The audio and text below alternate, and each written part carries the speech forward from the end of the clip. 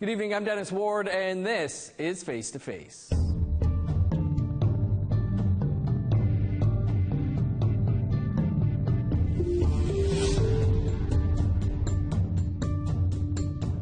Our guest this week is Anishinaabe artist Blake Angeconeb. Blake is from Lac Seul First Nation in Northern Ontario. His work blends woodlands art with pop culture references. Blake, thanks so much for being on the show with us this week. Yeah, it's great to be here. How and when did you realize art or painting was something that you were interested in? I got a late start on it. Like right now I'm 32. I think I did my first painting when I was 23. So in high school, I never took art. I never had any interest in art, didn't know about art. And then one afternoon I painted with my little niece. I think she was 6 at the time. We painted a Hello Kitty. And I just found it so relaxing to create something and like have an end piece, something to show for like your time, right? So from there, I slowly started learning about woodland. Obviously first by seeing Norvell more so, like the bold imagery, the lines, the colors, everything just like stood out to me and just like drew me in. So I started studying woodland and trying to find my own style within it, so to say.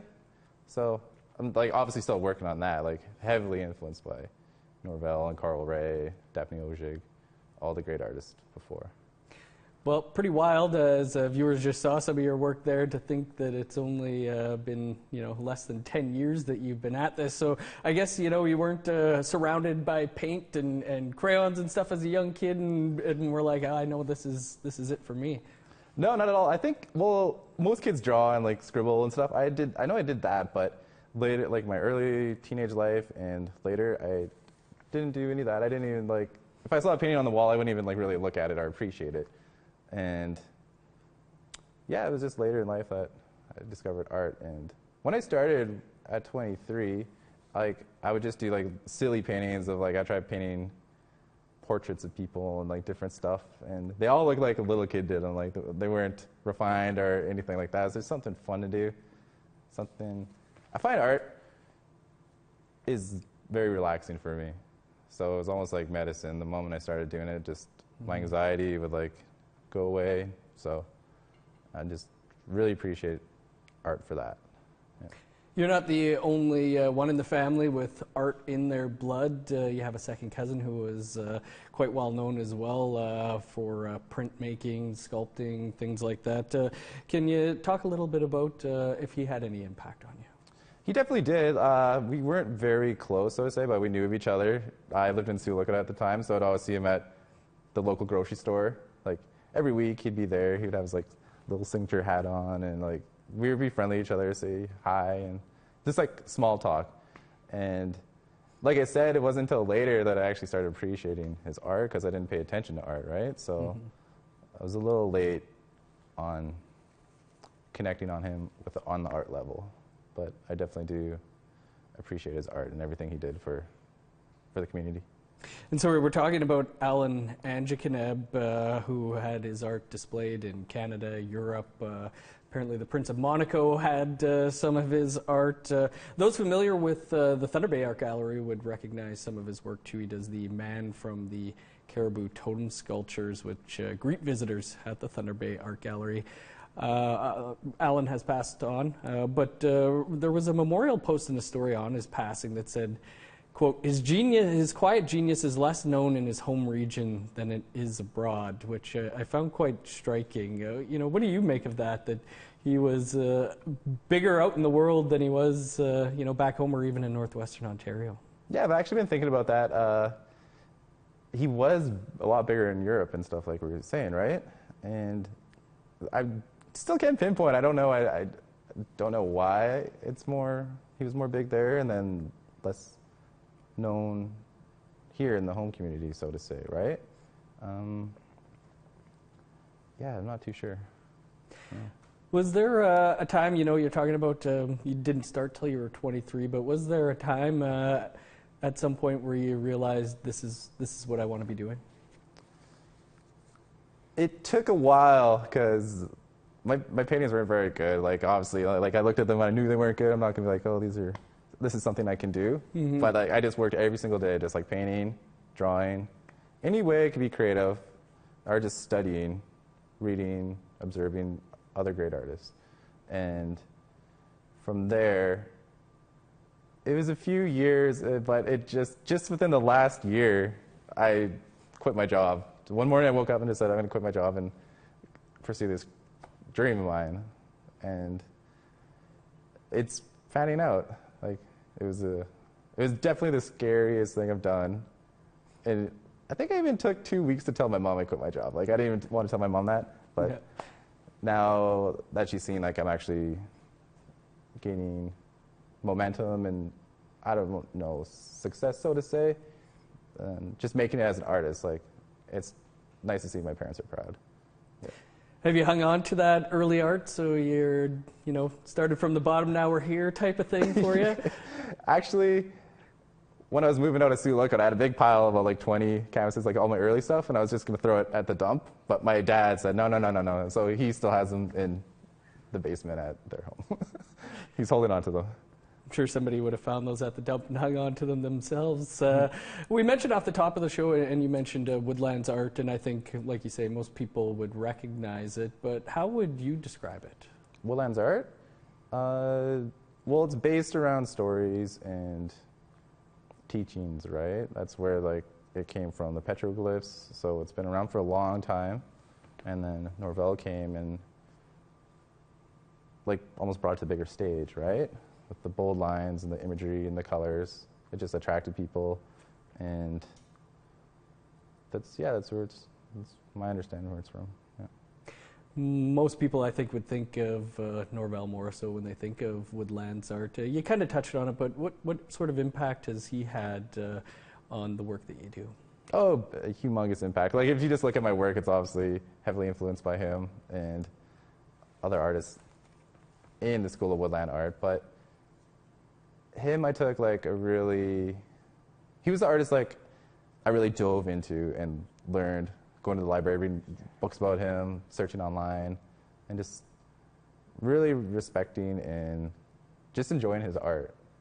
And that's what I try to do with mine. I just try to make stuff that people enjoy, makes them feel good. That's the best feeling, when someone will just message me and say that painting made my day, just by looking at a picture or something, right? Mm-hmm. So just like spreading that good medicine, anything that could uplift or make someone feel better is like the main goal with my art.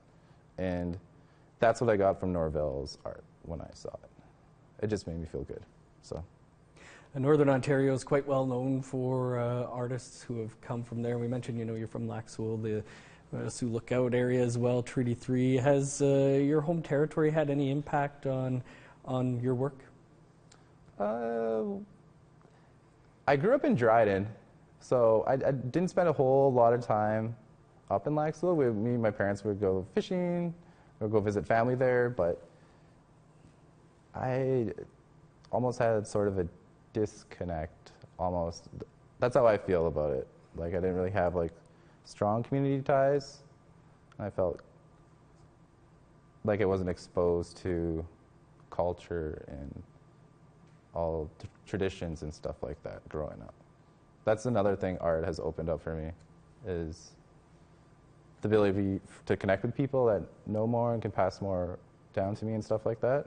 So it's been like a gateway, kind of like opening up my whole learning experience as an Anishinaabe person. Do you have some paintings of the Dryden Mill? Yeah, you were also involved in the artwork for Return to Thunder Bay, the podcast by Ryan McMahon, who we've had on the show to talk about that. How did you, can you talk about how you got involved with that project and why it was something you wanted to be involved with? Okay, I have a friend, Misha Dobak. He's an artist out of Thunder Bay. Mm-hmm. He also goes by Mad Dog Jones. He's a very talented, creative genius. Anyways, he's my buddy, and we talked about collabing for probably about a year or so, and the perfect opportunity came up.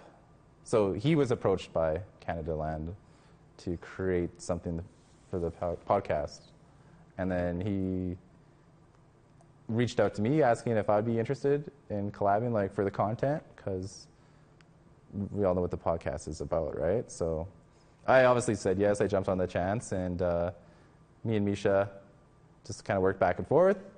And then the product, super happy with how it came out. It was like a blend of his style with woodland up in the top, right? Mm-hmm. The transparent. So I liked how it was over top of the mountain, and you could clearly tell it was Thunder Bay, and the colors and everything that it picked. The whole piece just like fell together perfectly.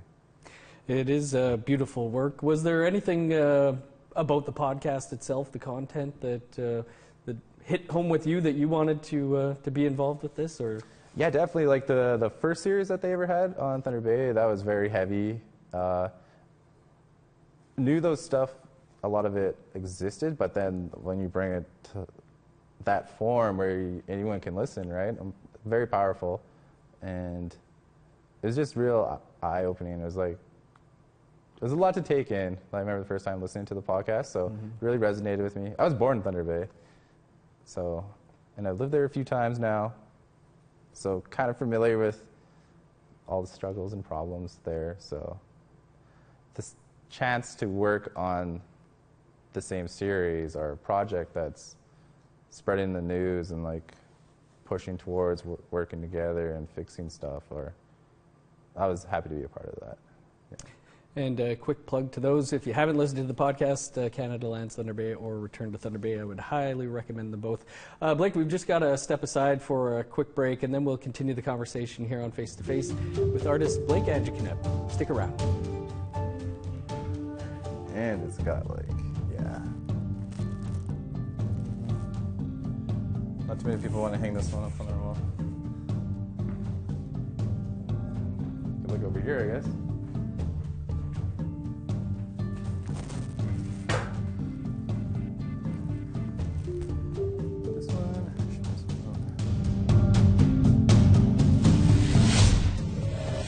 Welcome back to Face. Our guest this week is Anishinaabe artist Blake Angeconeb, and I guess this isn't a great way to explain it, but like painting with a purpose. We kind of talked about Thunder Bay and that work there, and just when I look at your artwork there, the F colonialism Wheel of Fortune painting, you're obviously trying to say something there. Can you talk a bit about that piece and the thought process behind it? I wanted to make more serious piece, right? But I still wanted to have like kind of fun twist, and at the same time, the message is very, very direct in that piece. I just wanted to have fun with it, but still have that message pushed across. Yeah. Just going through a lot of your art, it seems to be one of the only pieces that's kind of like that.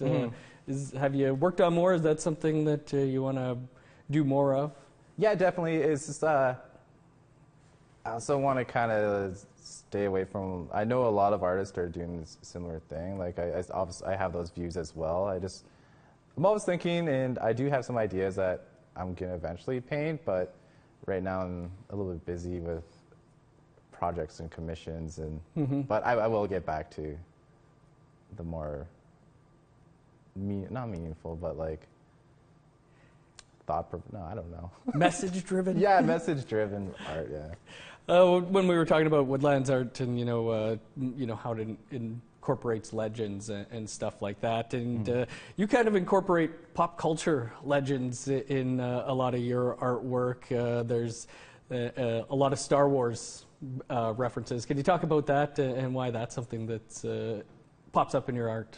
Star Wars, I was a big Star Wars kid growing up. Like, I had the trilogy, the VHS set. Yeah. And I'd watch those over and over and over again. So all the imagery and all those characters are embedded in me. Like, that was my life growing up. So, like, I wanted to incorporate some of my childhood and upbringing into, like, what I'm learning now. So that's why there's a lot of Star Wars. Love those ones. There's also other pop culture references, Kraft Dinner, Dwight Schrute from The Office.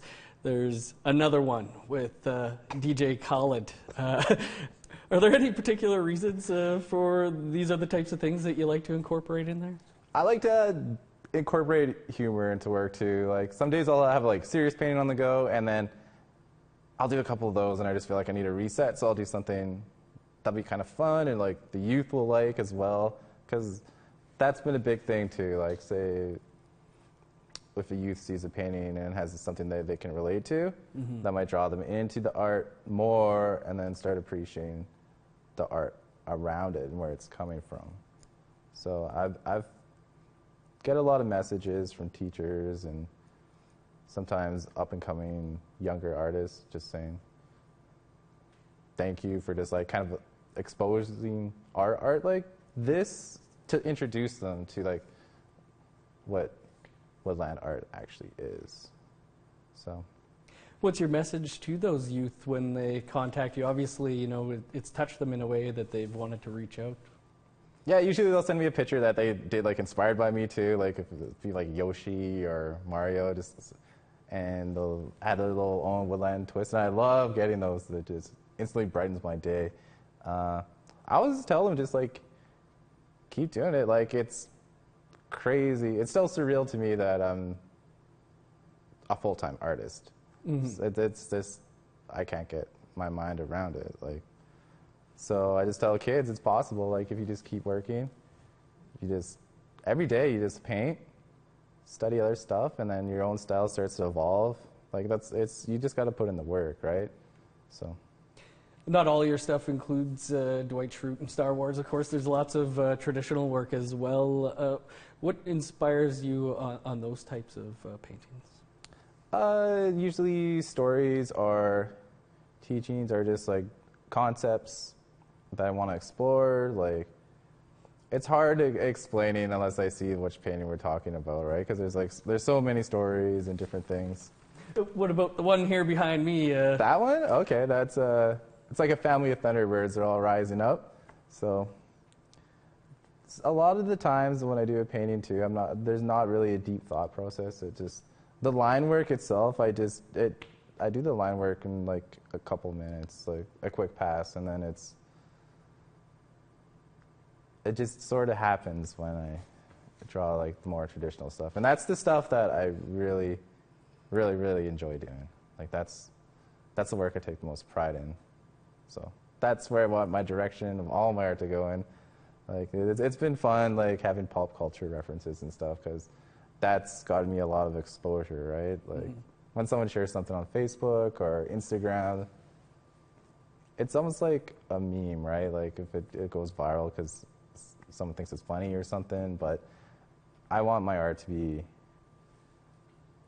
not like that. I want it to be like, yeah. What currently garners the most feedback or sells best of the traditional or pop culture? Definitely traditional work. Like the people that have been approaching me for artwork now are more of like art collectors, so to say. Before, when it was like the pop stuff, it was like my aunts and uncles. Like I don't know how else to describe it, right? But yeah, it's like more professional people are interested in my more traditional paintings and stuff. So that's the way things have been going. Awesome. Well, we're going to talk a bit about a project you're working on that's coming up. We just got to step aside for another quick break, and then we'll continue the conversation here on Face to Face with Anishinaabe artist Blake Angeconeb.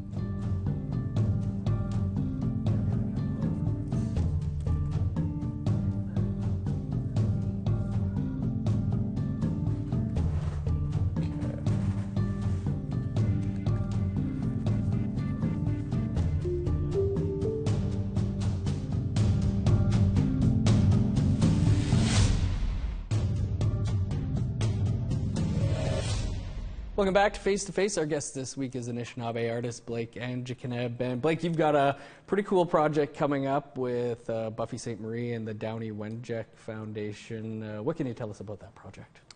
It's still in the works right now. Actually, right after this, I have another call with Buffy, so I'm excited about that. But what we're doing is it's going to be a 1-minute animation.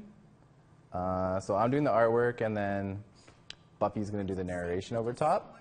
But she's had a lot of ideas and creative energy just like pushing it into my art. Like she'll email me colors and like certain stuff she wants to see in there, and it's just awesome. Like not just like little emails too, it's like long. She'll send me like 6 different pictures of different beads that are like the color palette she wants to use, so I put those in there.